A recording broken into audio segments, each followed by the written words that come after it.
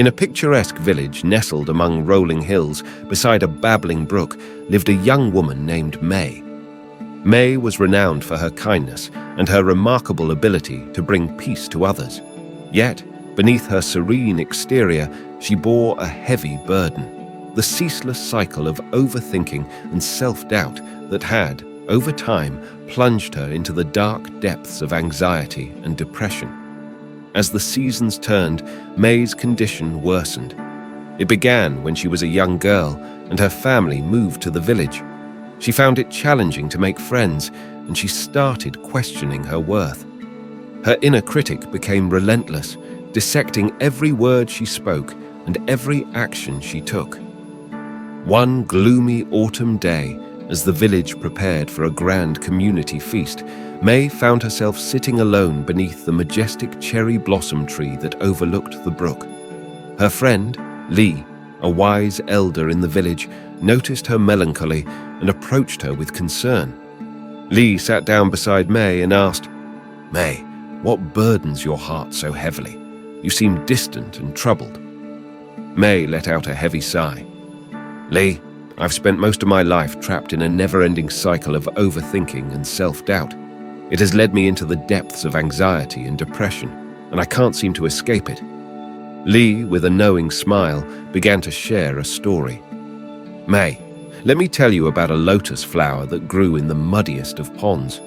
Despite its murky surroundings, the lotus remained pure and beautiful.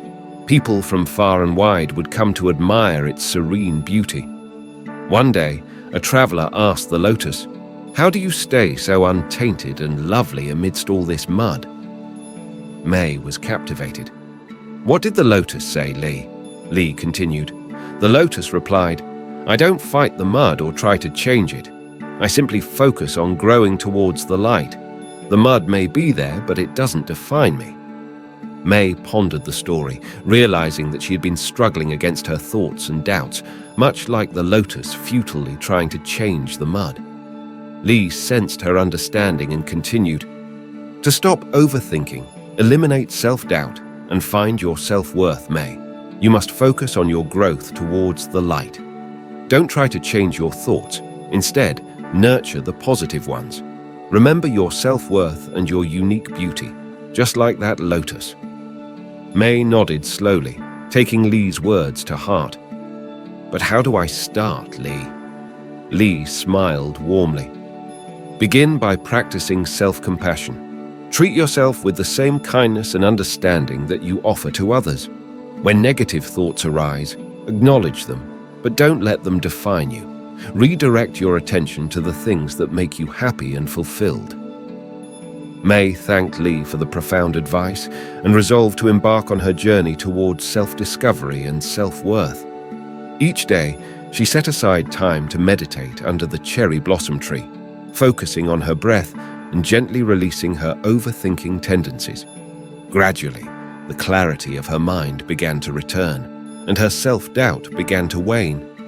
As time passed, May's transformation became increasingly apparent. No longer did she allow her inner critic to control her thoughts and feelings. She embraced her uniqueness, appreciating the qualities that made her special. Her anxiety and depression lifted like morning mist, revealing a vibrant, confident May. Word of May's transformation spread like wildfire throughout the village.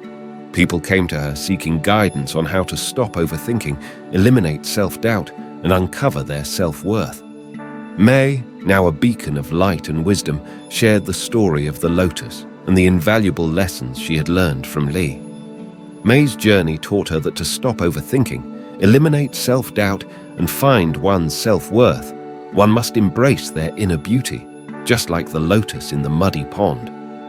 Through self-compassion and a focus on personal growth, anyone can rise above their doubts and anxieties, blossoming into their true, radiant selves. And so, in that tranquil village beneath the cherry blossom tree, May's journey became a timeless lesson for all who sought to overcome their own doubts and anxieties and discover their self-worth.